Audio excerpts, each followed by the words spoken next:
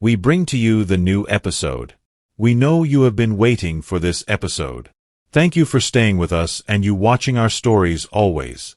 This episode reveals so many secrets. Sit back, relax, as well continue the story from where we stopped. Don't forget to subscribe, like, comment, share, and turn on your notification bell so you won't miss any of our powerful stories. Months later, the divorce case began. The courtroom was cold and quiet. Jordan sat beside his lawyer. Vanessa sat on the other side. Raymond sat at the back. He looked older, weaker. The judge entered. Vanessa's lawyer spoke first. "My client admits mistakes," he said. "But this marriage did not fail because of one person alone." Jordan felt anger rise. Aisha sat beside him, not as his girlfriend, but as legal support and friend. She whispered, "Stay calm. Truth always survives noise." Jordan nodded. The battle had begun. Vanessa stood to testify. Her voice trembled. "I never planned to hurt my husband," she said. "I felt lonely, abandoned emotionally. I made a terrible mistake." Jordan listened silently. The courtroom watched him. When it was Jordan's turn, he stood slowly. "My wife says she was lonely," he said calmly. "But loneliness is not permission to destroy a family." The room went silent. Raymond lowered his head. Jordan continued. "I lost not just my wife," he said. "I lost my father on the same day." Vanessa began to cry. The judge looked serious. Everyone knew this case was not just about divorce. It was about betrayal. After the court session, Raymond tried to talk to Jordan. "Son," he said quietly. Jordan stopped walking, but he did not turn around. "I don't hate you," Jordan said, "but I don't know how to call you my father anymore." Raymond felt his heart break. Jordan walked away. Raymond stood there like a man who had lost his identity. That night, Raymond collapsed in his house. He was rushed to the hospital. For the first time, Jordan heard the news and felt nothing. Not anger, not love, only emptiness.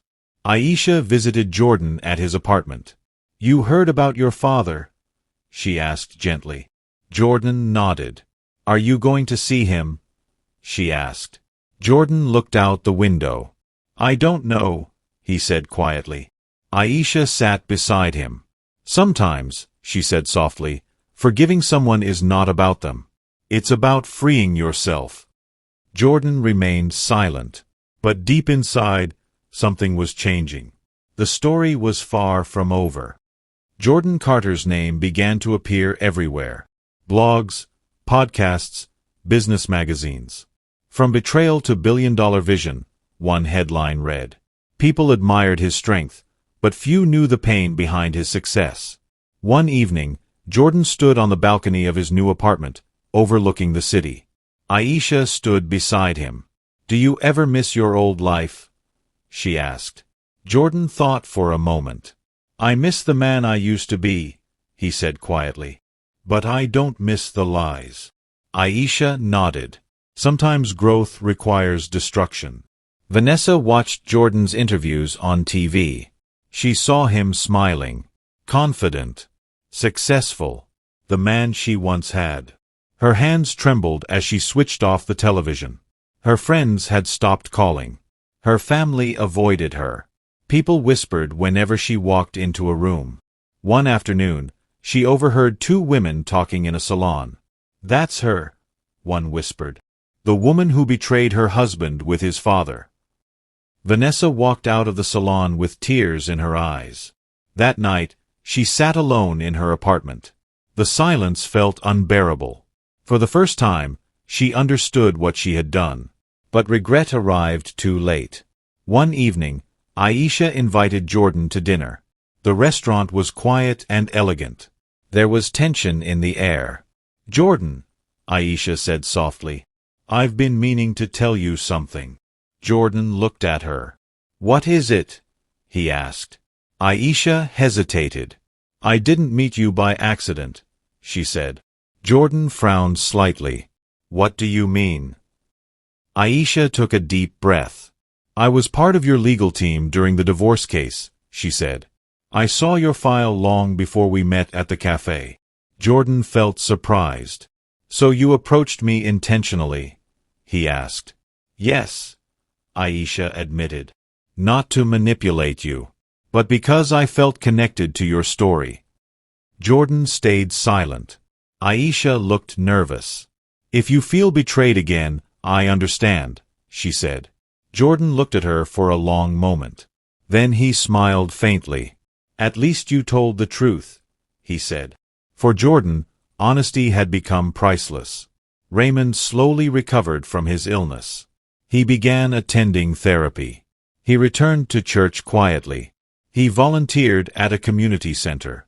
People looked at him differently. Some judged him. Some ignored him. But Raymond didn't stop. One day, he wrote another letter to Jordan. This time, he didn't ask for forgiveness. He simply wrote, I am trying to become a better man, even if you never accept me again. Jordan read the letter. For the first time, he felt something close to empathy. One afternoon, Jordan received a call from Aunt Rebecca. Her voice sounded urgent. Jordan, she said, there is something else you need to know. Jordan's heart tightened. What is it? He asked. Rebecca hesitated. The woman your father had an affair with years ago, she said slowly. She had a child. Jordan froze. A child? He repeated. Yes, Rebecca said. And there is a possibility that the child is your father's. Jordan felt the world spin. Why are you telling me this now? He asked. Because the child is looking for Raymond, Rebecca said. Jordan's mind exploded with questions. A hidden sibling. Another secret. Another betrayal.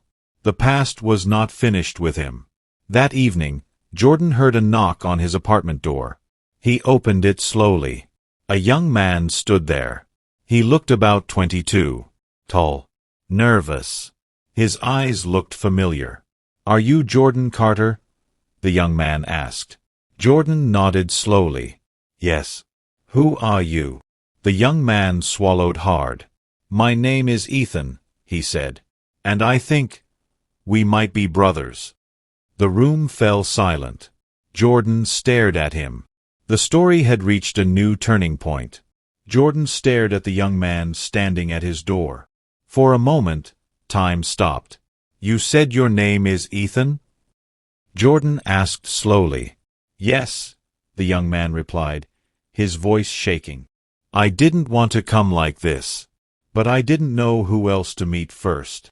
Jordan stepped aside. Come in, he said quietly. Ethan walked into the apartment.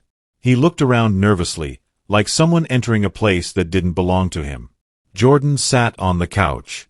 So, tell me everything, he said. Ethan took a deep breath. My mother told me the truth before she died, he said. She said Raymond Carter might be my father.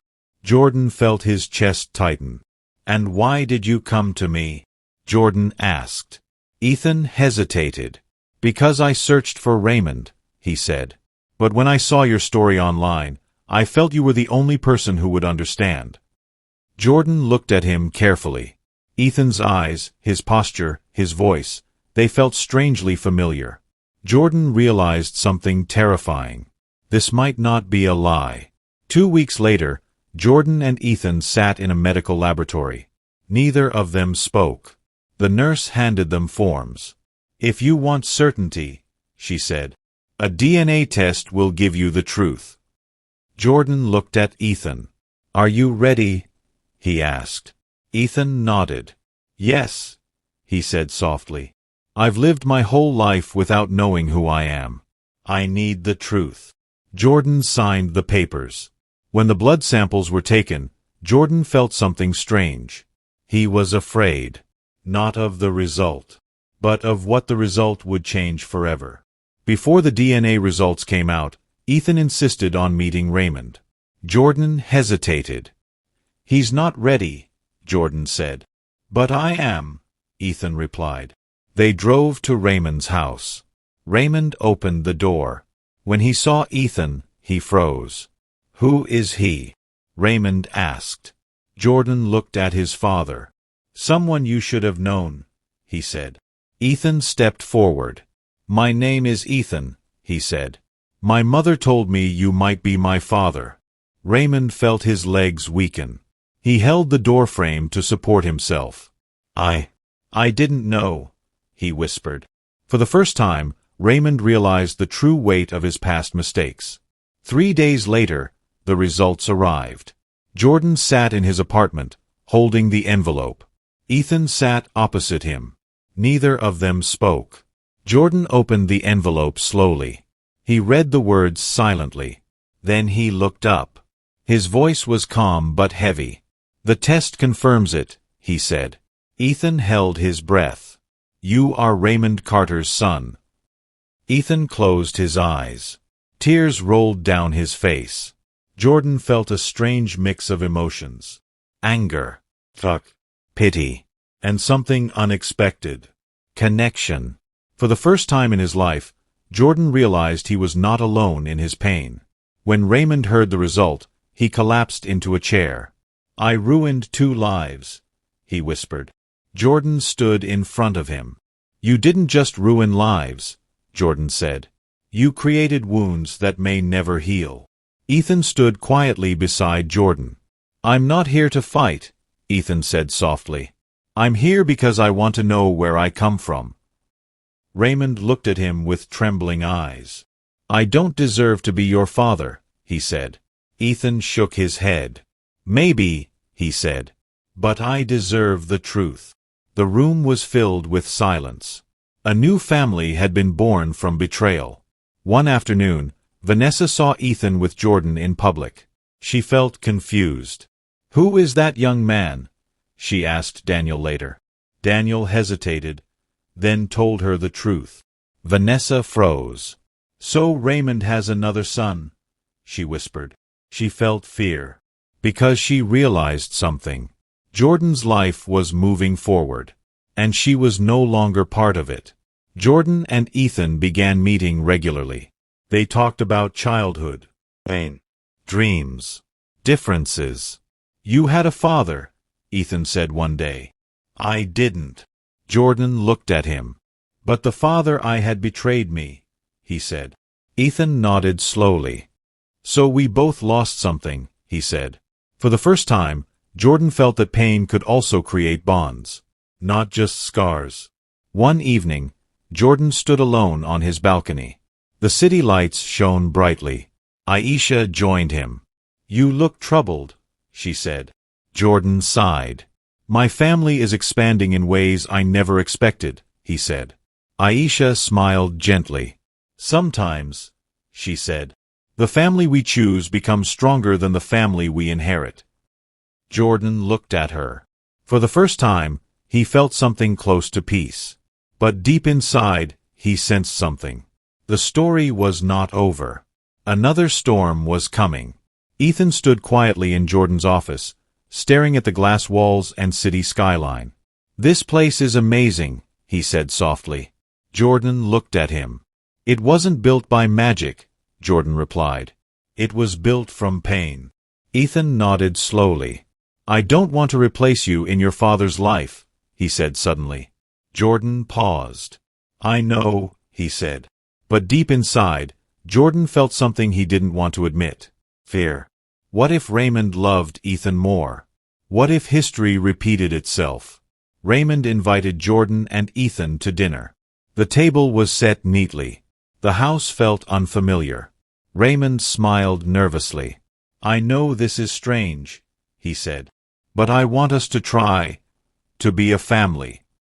Jordan sat quietly. Ethan forced a small smile. Silence filled the room. Raymond tried to talk about simple things. Weather, work, life. But every word felt heavy. At some point, Ethan spoke.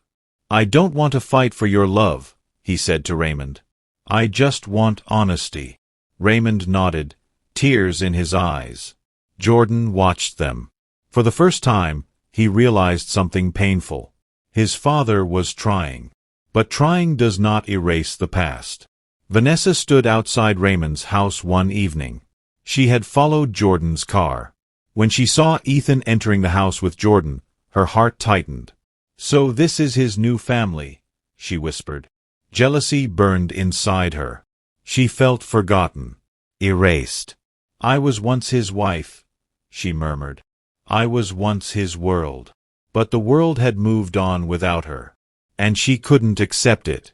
The story continues with unexpected twists. What happens next will leave you speechless. This episode uncovers secrets no one saw coming. Watch till the end. You'll be shocked. Don't forget to subscribe, like, comment, share, and turn on your notification bell. This is the beginning of this story.